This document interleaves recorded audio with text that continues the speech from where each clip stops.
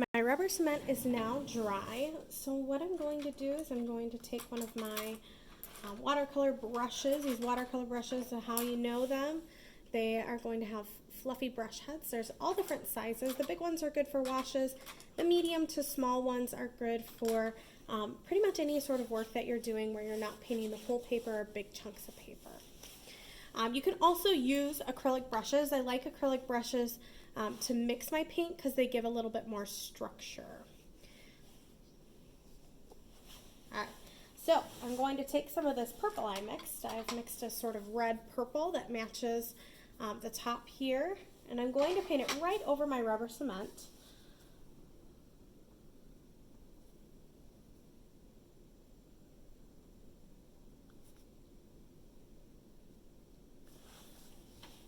Looks like it needs a little more red, so I can always add a little bit more red into it if I need it to change colors.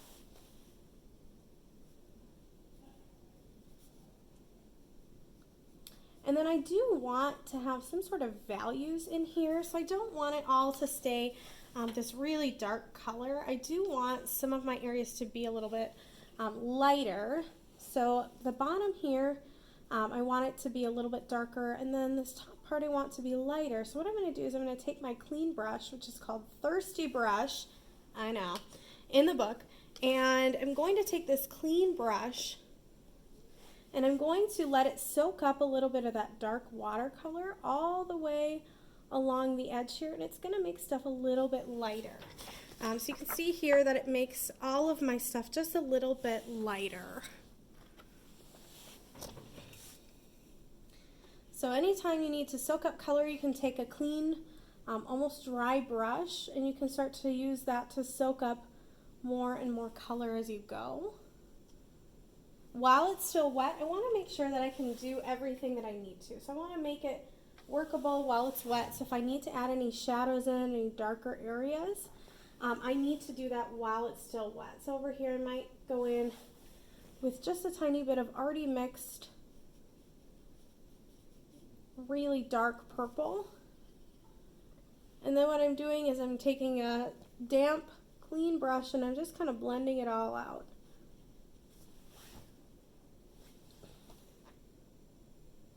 And I want to do all my blending while the paint is still wet. Once it dries, you're obviously going to be doing lots of layers and all that fun stuff.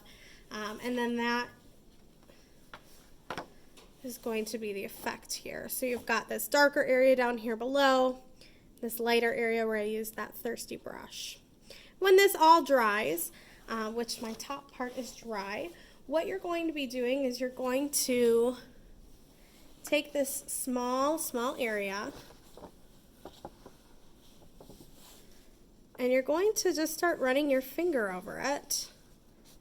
And what that's going to do is it's going to reactivate your glue. I'm going to set it down here so I can have a little bit more leverage.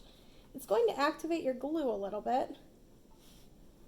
You can use a light fingernail. You can also use an eraser just a little bit. And you want to get your glue kind of peeling up a little so you can get it off your paper. Once it starts to bubble, it goes a lot faster.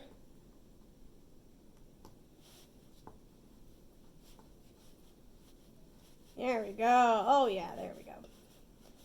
So then you'll just use your finger and you're just lightly going over the area that you used it on. And then you're going to get this big white highlight. Now that doesn't have to stay there. You can actually use your brush, your very small detail brush. And what I'm going to do is I'm just going to take a little bit of my highlight and a lot of water, so it's super light. And instead of having a crazy highlight here, I'm just going to darken it a little bit so that it fits in a little better with my overall paint. Some areas I might want to leave completely light, but not this area. So I just want it to be a little bit of a highlight. So you don't have to paint every area that you think you're going to leave exactly white, but anything you want to come back to, you're going to want to use that rubber cement for. So that's kind of the use of rubber cement. Now we're going to move to painting bigger areas and then using salt.